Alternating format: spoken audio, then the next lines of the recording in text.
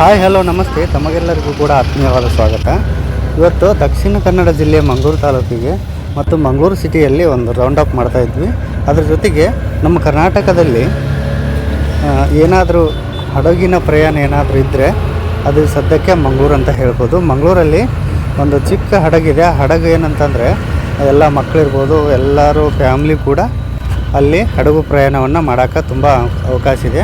ಈಗ ಇವತ್ತು ಅದಕ್ಕೋಸ್ಕರ ನಾವು ಒಂದು ಹಡಗು ಪ್ರಯಾಣ ಮಾಡ್ಬೇಕಂತೇಳಿ ಮಂಗಳೂರು KSRTC ಬಸ್ ಸ್ಟ್ಯಾಂಡಿಂದ ಲೇಡಿಹಿಲ್ ಸರ್ಕಲ್ವರೆಗೂ ಹೋದ್ವಿ. ಲೇಡಿಹಿಲ್ ಸರ್ಕಲಿಂದ ಸುಲ್ತಾನ್ ಬತ್ತೇರಿ ಅಂತೇಳಿ ನೋಡ್ಕೊಂಡ್ವಿ. ನೀವು ನೋಡ್ತಾ ಇರ್ಬೋದು, ಈಗ ಸುಲ್ತಾನ್ ಬತ್ತೇರಿ ಇದು ನೋಡ್ತಾ ಇರೋದು. ಹಾಗೆ ಸುಲ್ತಾನ್ ಬತ್ತೇರಿ ನೋಡಿಕೊಂಡು ಹಡಗನ ಹತ್ತಕ್ಕಂತ ಹೋದ್ವಿ. ನೋಡಿ, ಈಗ ಸುಲ್ತಾನ್ ಬತ್ತೇರಿ ಏನು ಕಾಣ್ತಾ ಇದೆಯಲ್ಲ, ಅದು ಮೇಲುಗಡೆಯಿಂದ ನೋಡಿದರೆ ಆ ಕಡೆ ಎಲ್ಲ ರಿವರ್, ಅಂದರೆ ಕೋಳೂರಿನ ರಿವರು ನಿಮಗೆ ಕಾಣುತ್ತೆ ಅಲ್ಲಿಂದ ನೋಡಿದರೆ. ಅದು ಏನು ಕಾಣ್ತಾ ಇದೆಯಲ್ಲ ಹೊಳೆ, ಅದು ಕೋಳೂರು ಬ್ರಿಡ್ಜಿನ ಹೊಳೆ ನೋಡಿ. ಅದು ಇದು ಕೋಳೂರು ಬ್ರಿಡ್ಜಿಂದ ನಾವು ಒಳಗಡೆ ಹೋದ್ರೂ ಬರುತ್ತೆ. ಈಗ ನಿಮ್ಗೆ ಕಾಣ್ತಾ ಇರ್ಬೋದು ಸುಲ್ತಾನ್ ಬತ್ತೇರಿ ಹಡಗಿಗೆ ಹೋಗುವಂಥ ಪ್ಲೇಸಲ್ಲಿ, ಎಂಟ್ರಿ ಪ್ಲೇಸಲ್ಲಿ ಇದು ಮೀನಿಂದ ಈ ಥರ ಮಾಡಿದ್ದಾರೆ. ತುಂಬ ಚೆನ್ನಾಗಿ ಡೆಕೋರೇಷನ್ ಮಾಡಿದ್ದಾರೆ. ದೇವರು ಕೂಡ ಅಲ್ಲಿ ಇದು ಮಾಡಿದ್ದಾರೆ. ಈಗ ನಾವು ಹಡಗಿಗೆ ಹತ್ತಕ್ಕಂತ ಹೊಂಟೀವಿ. ಅಲ್ಲಿ 20 ರೂಪಾಯಿ ಟಿಕೆಟ್ ಕೊಟ್ಟು, 20 ರೂಪಾಯಿ ಕೊಟ್ಟು ಅಲ್ಲಿ ಟಿಕೆಟ್ ತೆಗೆಸ್ಕೊಂಡ್ವಿ.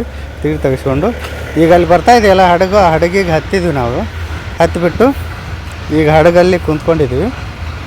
ಕುಂತ್ಕೊಂಡು ಹೋಗ್ತಾಯಿದ್ವಿ. ನೋಡಿ, ಹಡಗು ಇನ್ನೂ ಬಿಟ್ಟಿಲ್ಲ. ಈ ಸದ್ಯದಲ್ಲೇ ಹಡಗು ಬಿಡ್ತೈತಿ.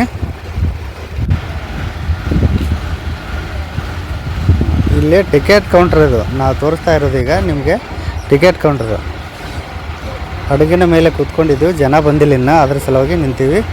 ಜನ ಬಂದು ಹತ್ತಿದ್ರು ಅಂತಂದ್ರೆ ಹಡಗು ಆಮೇಲೆ ಬಿಡ್ತೈತಿ. ಯಾಕಂದ್ರೆ ಜನ ಇದ್ದಿಲ್ಲ ನಾವು ಹೋಗಿ ಹತ್ತು ಕುಂತಾಗ, ಅದ್ರ ಸಲುವಾಗಿ ನಿಂತಿದ್ರು. ಈಗ ನೋಡಿ ಹಡಗು ಹೊಂಟತಿ.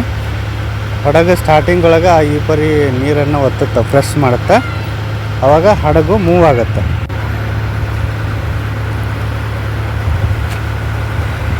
ಹಡಗು ಮೂವ್ ಆದ ನಂತರ ನೋಡಿ ಎಲ್ಲ ಸುತ್ತ ಕಡೆ ಹೆಂಗೆ ಯಾವ ಥರ ಚೆಂದ ಕಾಣ್ತಾ ಇದೆ ಅಲ್ವಾ.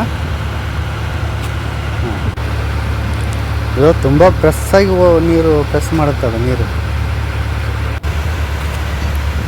ನಾವು ಕೂತ್ಕೊಂಡಿದ್ದೀವಿ ನೋಡಿ ಈಗ ಹಡಗಲ್ಲಿ.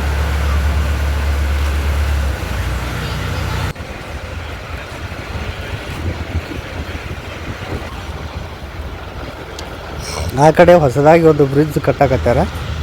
ಮೊದಲೆಲ್ಲ ಈ ಬ್ರಿಡ್ಜ್ ಇರಲಿಲ್ಲ.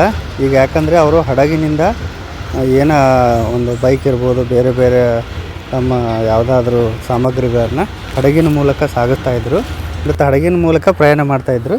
ಬಟ್ ಈಗ ಬ್ರಿಡ್ಜ್ ರೆಡಿ ಆಗೋದ್ರಿಂದ ಅವರಿಗೆ ಬೈಕ್ ಇರ್ಬೋದು, ಕಾರ್ ಇರ್ಬೋದು, ಆ ಬ್ರಿಡ್ಜ್ ಮೂಲಕನ ಸಾಗೋಕ್ಕೆ ಅನುಕೂಲ ಆಗತ್ತೆ. ತುಂಬ ಒಳ್ಳೆ ಮಾಡ್ಯಾರ ಅದನ್ನು. ಅದು ಮಾಡಿದ ನಂತರ ಅವರಿಗೆ ತುಂಬ ಅನುಕೂಲ ಆಗುತ್ತೆ. ಈಗ ನಾವು ತಣ್ಣೀರ್ಬಾವಿ ಬೀಚಿಗೆ ಬಂದ್ವಿ. ಅಲ್ಲಿಂದ ಸುಲ್ತಾನ್ ಬತ್ತೇರಿಂದ ತಣ್ಣೀರ್ಬಾವಿ ಬೀಚಿಗೆ ಬಂದ್ವಿ. ತಣ್ಣೀರ್ಬಾವಿ ಬೀಚಲ್ಲಿ ನೋಡ್ತಾ ಇರ್ಬೋದು ನೀವೀಗ, ತುಂಬ ಚೆನ್ನಾಗಿ ಅಭಿವೃದ್ಧಿ ಮಾಡ್ಯಾರ. ಅಲ್ಲಿ ಫೀಸು ಕೂಡ ತುಂಬ ಚೆನ್ನಾಗಿದೆ. ಅಂದರೆ ತುಂಬ ಹೈ ಇದೆ ಫೀಸು.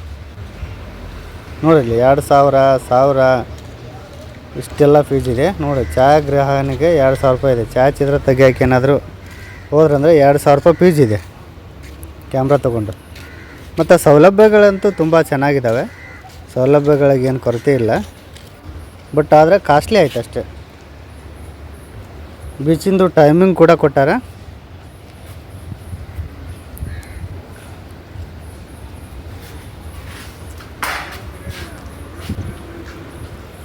ಈಗ ನೋಡಿ ಒಳಗಡೆ ಹೋಗ್ತಾಯಿದ್ದೀವಿ ನಾವು ಈಗ ತಣ್ಣೀರ್ಬಾವಿ ಬೀಚಿಗೆ. ಇದು ಎಂಟ್ರಿ ನೋಡಿ, ತಣ್ಣೀರ್ಬಾವಿ ಎಂಟ್ರಿ. ಹಿಂದಿನ ಕಾಲದಲ್ಲಿ ತಣ್ಣೀರು ಬಾವಿ ಅಂತಂದರೆ ಇಲ್ಲೊಂದು ಸಣ್ಣ ಬಾವಿ ಇತ್ತಂತೆ, ತಣ್ಣೀರು ಬಾವಿ ಅಂತೇಳಿ. ಅದು ಚೆನ್ನಾಗಿರುವಂಥ ನೀರು, ತಣ್ಣಗೆ ನೀರು ಬರ್ತಿತ್ತಂತೆ ಅಂತ ಹೇಳ್ತಾರೆ. ಅದಕ್ಕೋಸ್ಕರ ತಣ್ಣೀರು ಬಾವಿ ಅಂತ ಹೆಸರಿಟ್ಟಾರ ಅಂತ ಹೇಳ್ತಾರೆ. ಅಲ್ಲೇ ರೆಡ್ ಮಾರ್ಕ್ ಏನು ತೋರಿಸ್ತಾ ಇದೆಯಲ್ಲ, ಆ ರೆಡ್ ಮಾರ್ಕ್ ಅಂದರೆ ಅಲ್ಲಿಂದ ಆ ಕಡೆಗೆ ಸ್ವಿಮ್ಮಿಂಗ್ ಅಂದರೆ ಜಳಕ ಮಾಡೋಕ್ಕೆ ಹೋಗಂಗಿಲ್ಲ. ಈ ರೆಡ್ ಮಾರ್ಕ್ ಒಳಗಡೆನೇ ಜಳಕ ಮಾಡಬೇಕು. ಅದಕ್ಕೋಸ್ಕರ ಅವರು ರೆಡ್ ಮಾರ್ಕು ಫ್ಲ್ಯಾಗನ್ನು ಹಾಕಿದ್ದಾರೆ. ಅಂದರೆ ಕೆಂಪು ಅಲ್ಲೇ ಬಟ್ಟೆ ಹಾಕಿದಾರಲ್ಲ, ಆ ಕೆಂಪು ಬಟ್ಟೆ ಒಳಗಡೆ ಮಾತ್ರ ಸ್ನಾನ ಮಾಡೋಕ್ಕೆ ಹೋಗಬೇಕು ಬೀಚಲ್ಲಿ. ಇಲ್ಲ ಅದ್ರ ದಾಟಿ ಹೋದ್ರಂದ್ರೆ ಅಲ್ಲಿ ಸ್ನಾನ ಮಾಡೋಕ್ಕೆ ಅವಕಾಶ ಇಲ್ಲ.